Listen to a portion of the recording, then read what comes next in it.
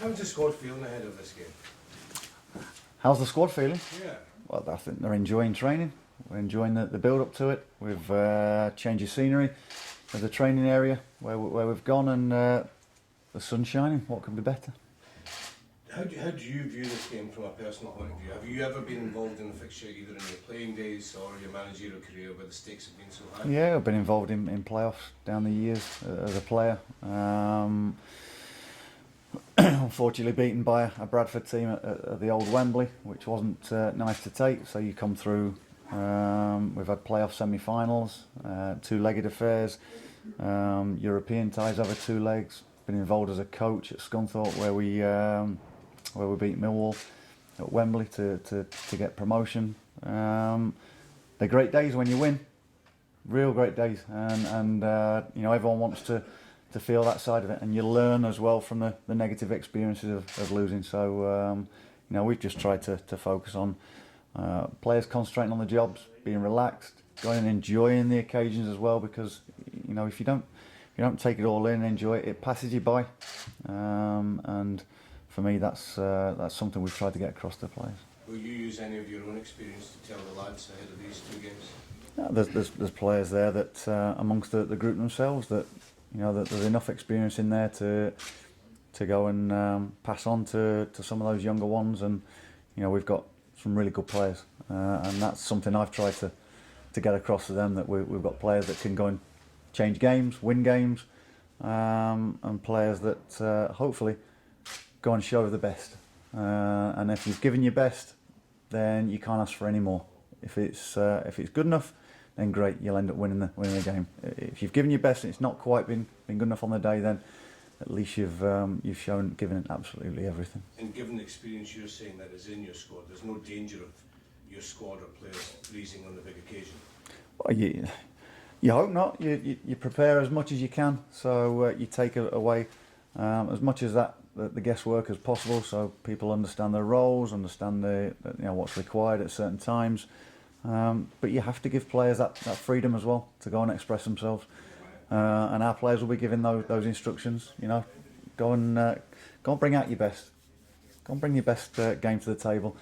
You know, if you're a quick wide man, go on get it your fullback. Go on, say, bring out what you've got in your locker and test the opposition, because you've come off with any regrets, having not given what you could, not having shown everybody that you are a good player, then you will regret it for some time. How useful was it to have the Hibs games, Hibs Rangers games to look at in terms of trying to come away from Ibrox still in the tie? I think, you know, Alan Stubbs kind of said that, you know, the 2-0 made it like difficult for them to come back from. Yeah, we've watched those games. I've watched both Hibs and Rangers in the build-up to those games as well. So we're well prepared. The players are prepared. You know, Rangers are a good side themselves. They've got a bit of momentum going as well. So, you know, we know we'll have that to contend with. The full house at Ibrox again for a player. It must be great to go and have that to look forward to. Spotlight, the attention is all on that game as well. So as a player, I just want to do the best I can as a player and go and show what I've got, because you know, anything can happen after that, can't it? How difficult is the first leg to approach? Because the school of thought should be that coming home in the second leg gives you an advantage, but as we saw with Hibs, if you're not still in the tie, then it can be difficult. You know, do you have to kind of judge whether it's stick or twist? It must be hard to judge whether it's defensive. You know, you obviously go through the threats that the opposition are going to pose, but you can't take away too much of what you've got in your armoury. And for me, I've got some real good flair players that can go and win a game. And you know, we intend to go there and try and score. We're not going to go there to sit back and defend. It'll be interesting how it pans out, and Rangers have got several ways that they've gone and played over recent weeks as well. So, you know, they could play 3 at the back, 5 at the back, 4 at the back, 3 in midfield. You know, all the different permutations. And but for us, you know, if you absolutely bombard players with that sort of information, sometimes it can be information overload. So let's not forget what we're good at and the threats that we pose. So there's been a good chunk of this week concentrate on that side of it as well. Ian, what's your thoughts on, you talked about full house at Ibrox, so what's your thoughts on the fact there will only be less than 1,000 Motherwell fans there? Well, again, that's the home and away scenario, isn't it? And you know, we know that it'll be a fervent crowd. We probably, you know, we're going to have to silence them in as much as we can. But again, as a player, I wanted to thrive off that. I wanted to quieten a crowd. I wanted to put them on the back foot a little bit, and it can turn against the home team. And that's what you need to go and do as an opposition. The fact is, Motherwell wanted more tickets for the game. Yeah, I'm not going to get involved in a ticket row. You know, we've been given what it is, so we have to go and get on with that. And likewise, I think, you know, Rangers have been given a certain quote. Is it 1,500? You know, and that has to be dealt with in their own way. It's you know, we've got what 3% of what their ground holds, and we've given them something like 16 or 17%. So that's quite fair, isn't it? How much of an advantage will it be that Rangers won't have the full stand here for the second leg on Sunday? Well, it depends how much noise our fans can generate, and whether we inspire our fans to get out of the seats and make a good noise, and that's that's our job. You know, for us, for our team.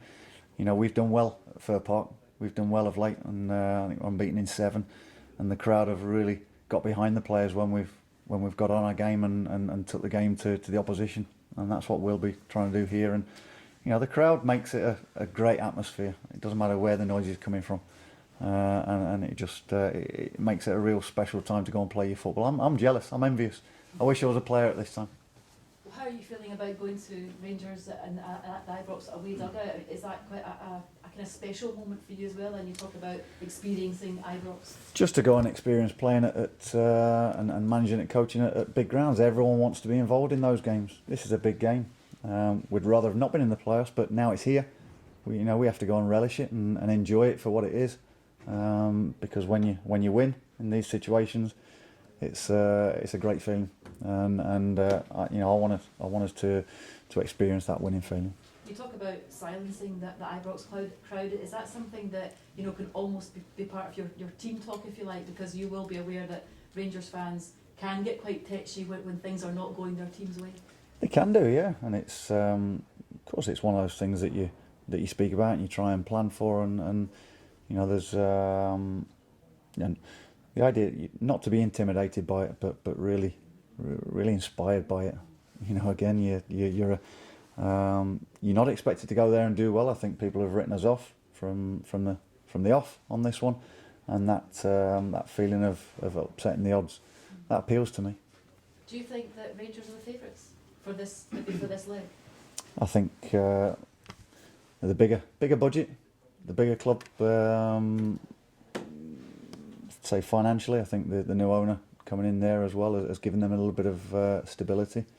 I think a lot of media attention has been given them their place back in where they should rightfully be. You know, and hopefully that's a little bit previous. You know, hopefully that comes across as something that's been given to them before they've actually gone and earned it. So is that a bit disrespectful to Motherwell as well, do you think?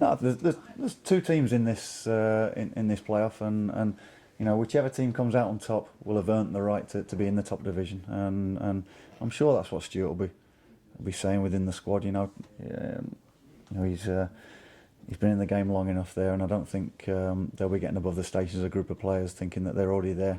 But say a lot of the media build-up has been that possibly the winner of the Rangers Hibs semi-final was going on, and they'll be promoted. So you know, I'd love to turn that on its head. Ian, we've heard from down south in the English Premier League how serious the repercussions are for clubs like QPR that go down. How serious would the repercussions be for a club like Motherwell if you didn't stay up? Well, financially, the owner has come in, Les Hutchison, and has been very fair and calming in that respect. I think he's been fantastic. The words he's come out with. There was a Q&A with the supporters last week, and he said that you know, this football club has got a long-term plan and vision, and that won't be affected by getting relegated if that was to happen. Obviously, we'd like to push those plans forward from the top division, and that's what we'll be aiming to do. And can you just set the record straight with regards to a couple of the Rangers lads that joined on loan from Newcastle, Has Vučkić Yep. and Big Riamani? Were you close to bringing them here? What happened there?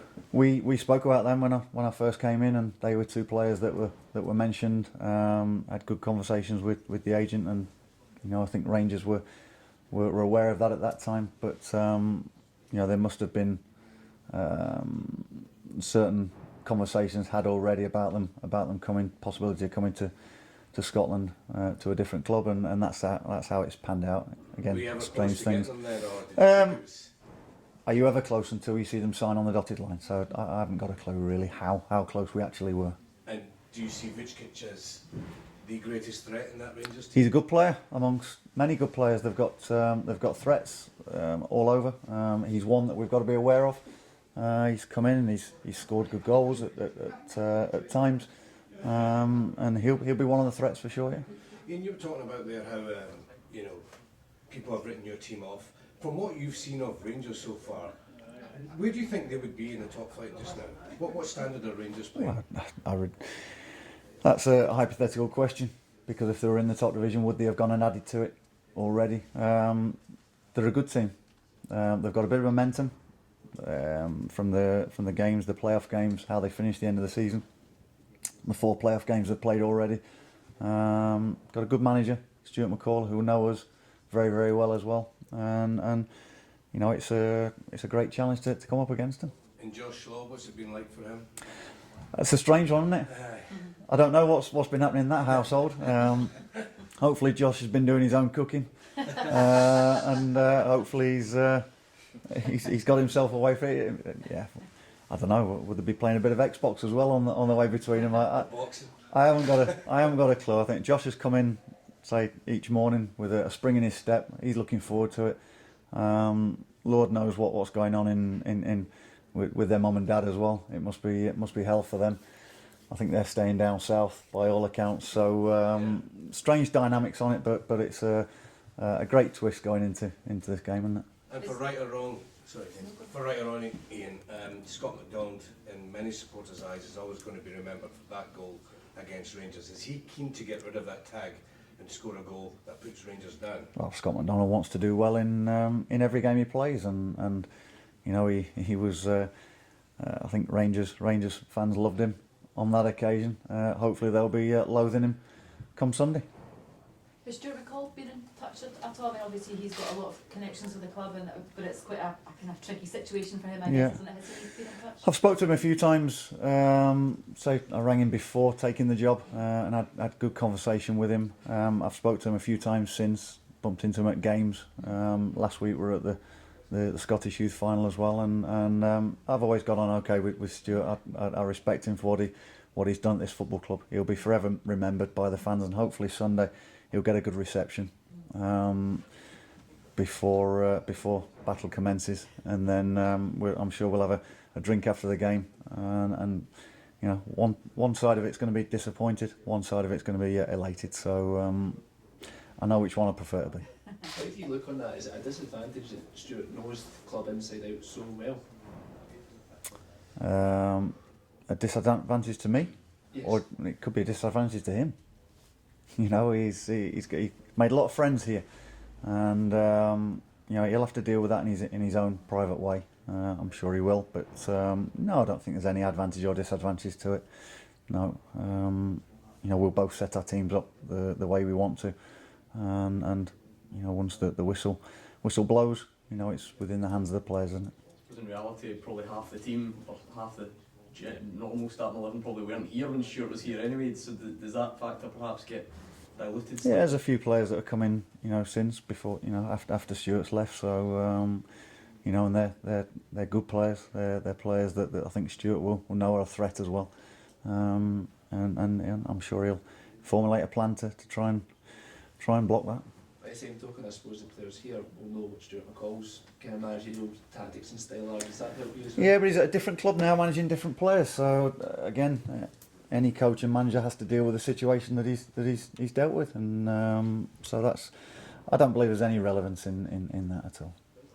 Just one final word about your squad. Sorry, is everyone fit? There's no problems with players? We're fine going into it. Yeah, we'll train this morning. We'll get a bit of fresh air tomorrow as well before the game. It's a long time to. I think night games. I love evening games under the lights, but that day can drag on a little bit. So we'll make sure we occupy the players for that time. But no, we've got a good selection headache to go and deal with, and we'll be fully prepared and ready. Excellent. Thank you. All right.